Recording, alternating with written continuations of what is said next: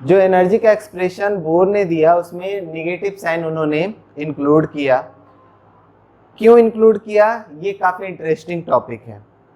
इसलिए क्योंकि ये हमारा जो है एक कॉन्सेप्ट पर बेस्ड है कि इस बात को हम लोग जो है अभी तक जितना पढ़े हैं उस चीज़ को इसमें इंक्लूड किया। अब जैसे हम लोगों ने पढ़ा photo electric effect, photo electric effect में हम लोगों ने पढ़ा कि एक इलेक्ट्रॉन मेटल से बाउंडेड है, जैसे ही उस पर कोई रेडिएशन आएगा वो इजेक्ट कर जाएगा, इजेक्ट करेगा v वेलोसिटी से, एंड v वेलोसिटी से इजेक्ट करके वो कहीं दूर इन्फिनिटी तक जाते हुए उसका एनर्जी इन्फिनिटी तक गया तो उसका एनर्जी क्या हो गया, जीरो हो जाएगा, क्योंकि दूर जाते जाते जाते उसका एनर्जी खत्म होता चला जाएगा। जैसे ही उसका एनर्जी खत्म होगा उसका एनर्जी क्या हो गया, जीरो। उसका एनर्जी जहां पर इन्फिनिटी होगा दूरी वहां पर उसका एनर्जी हो जाएगा जीरो। तो ये कहा गया कि electron eight infinite orbit energy will be zero. क्यों, क्योंकि वहां पर न्यूक्लियस का कोई इन्फ्लुएंस नहीं है।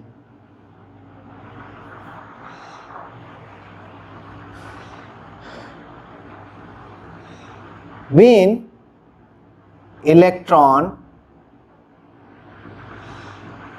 jump to infinite orbit,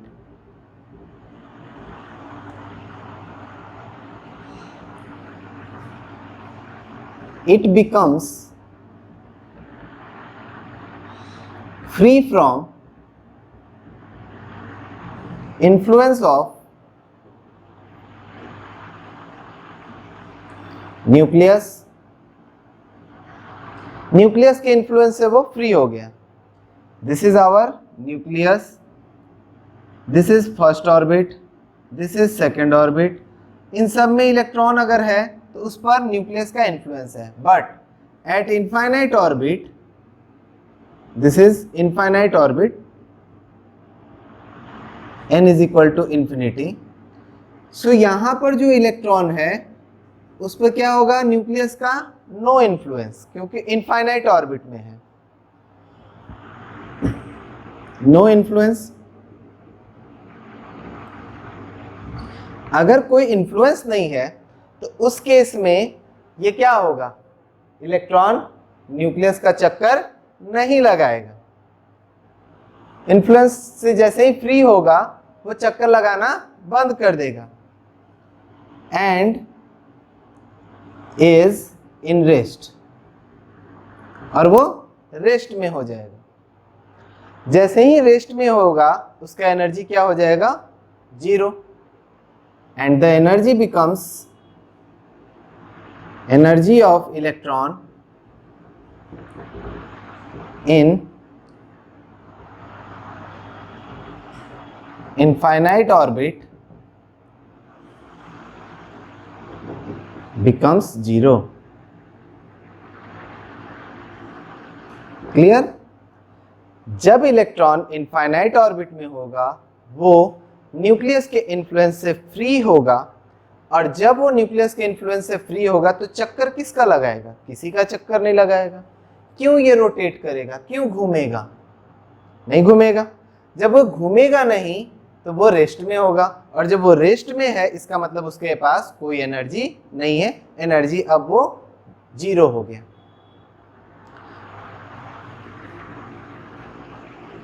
When electron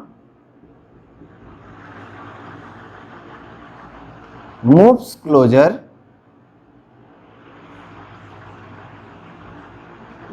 to the nucleus,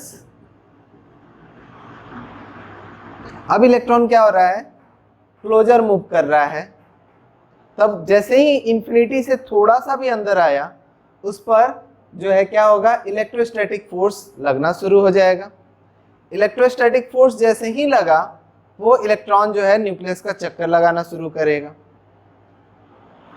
When electron moves closer to the nucleus, under electrostatic force of attraction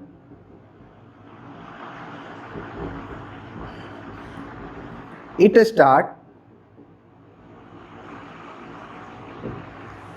moving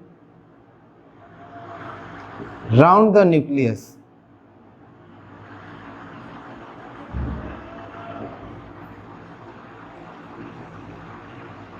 and does some work, और कुछ वर्क करेगा। जैसे ही ये इसके क्लोजर आएगा, इन्फिनिटी से जैसे ही थोड़ा सा भी कम होगा, वो क्या होगा, इलेक्ट्रॉन चक्कर लगाना शुरू कर देगा। अब जब वो चक्कर लगाएगा, इसका मतलब अब वो वर्क करना शुरू हो गया। तो जैसे ही वो वर्क करेगा, the energy decreases, the energy of electron decreases, hence the energy of electron in any orbit becomes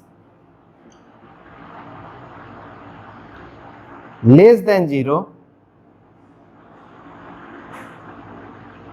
that is negative।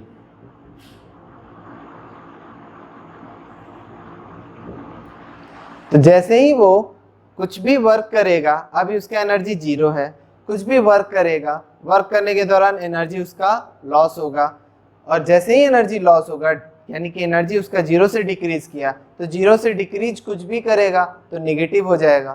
तो इसीलिए उसका एनर्जी लेस देन 0 होता है किसी भी ऑर्बिट में, और जितना नजदीक आते जाएगा उतना ज्यादा एनर्जी लॉस करेगा, उतना ज्यादा नेगेटिव होता चला जाएगा, तो उतना ही ज्यादा हमारा 0 से छोटा होता चला जाएगा।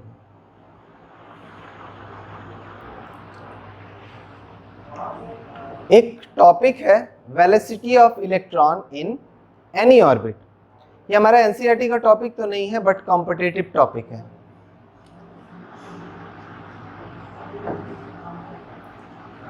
Energy of electron in any orbit.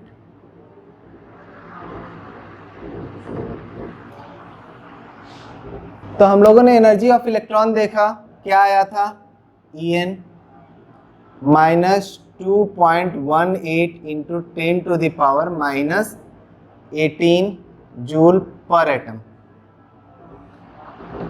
Z²/n² joule पर एटम।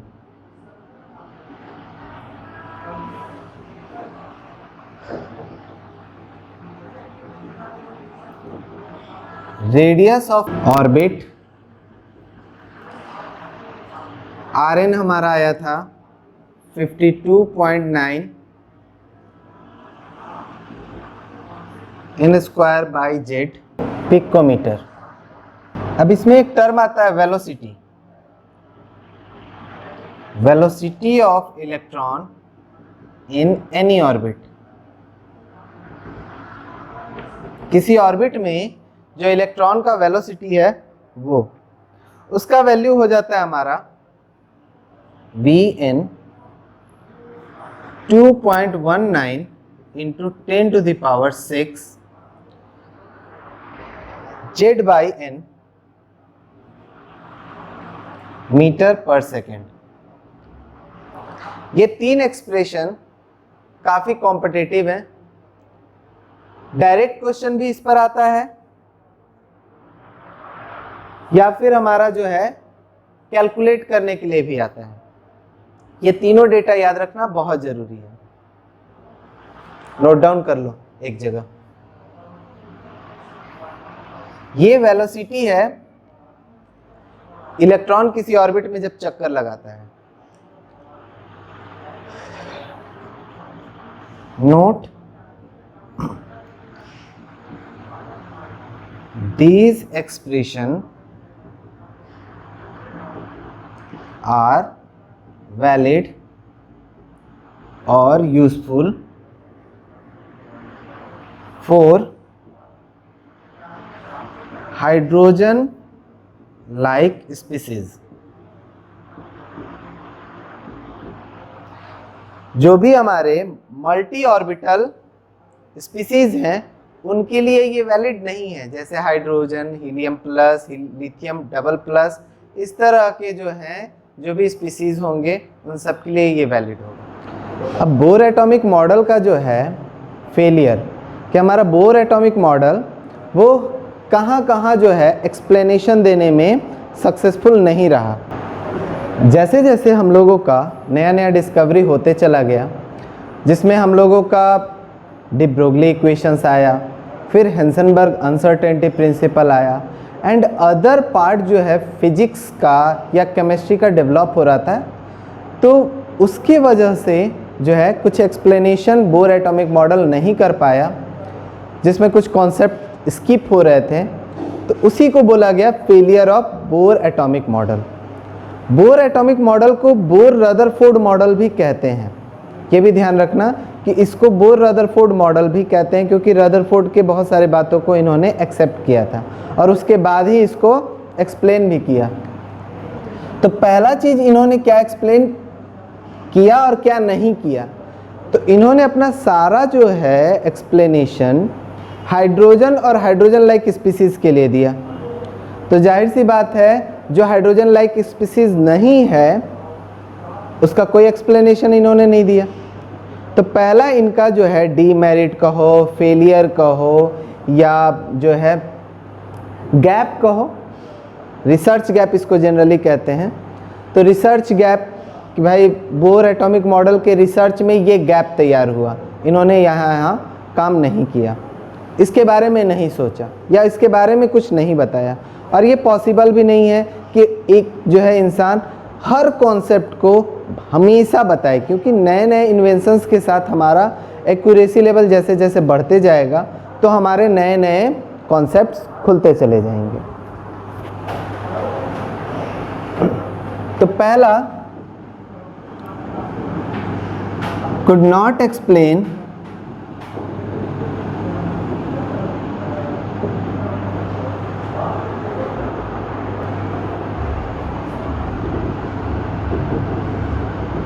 multi-electron species spectrum। इसमें जो है मल्टी इलेक्ट्रॉन स्पीसीज के स्पेक्ट्रम को इन्होंने एक्सप्लेन नहीं किया। जैसे हम लोगों ने अभी पढ़ा कि सिर्फ हाइड्रोजन के स्पेक्ट्रम को एक्सप्लेन किया, या hydrogen like helium plus, helium double plus. Helium के स्पेक्ट्रम को एक्सप्लेन इन्होंने नहीं किया, लिथियम के स्पेक्ट्रम को जो है एक्सप्लेन नहीं किया।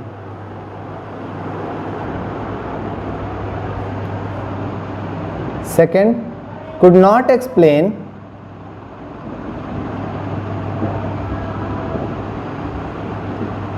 finer details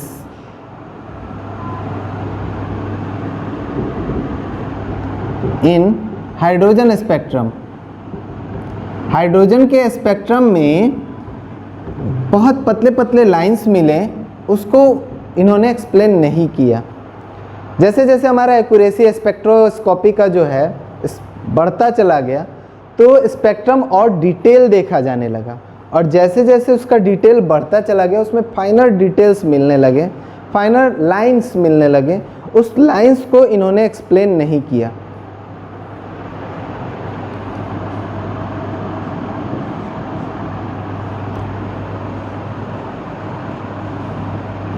could not explain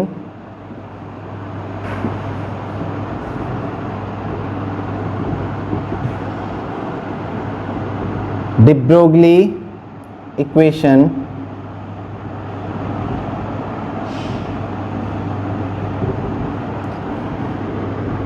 and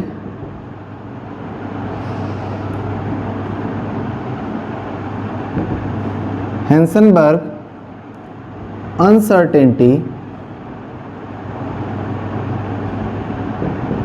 principle।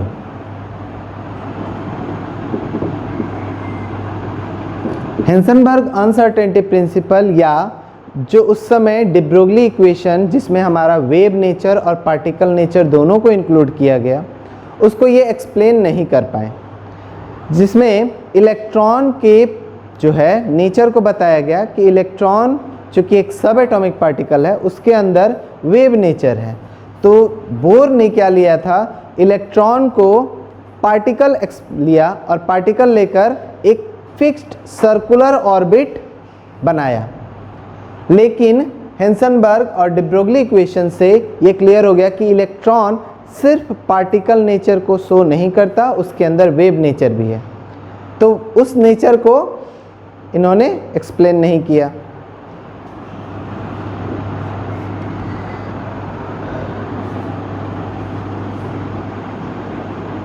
could not explain splitting of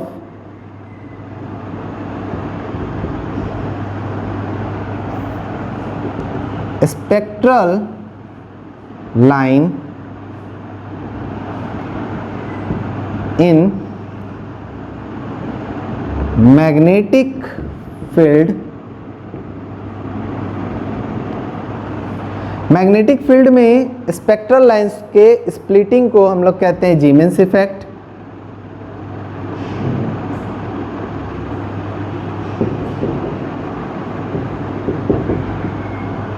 and electric field इसको कहते हैं स्टार्क्स इफेक्ट।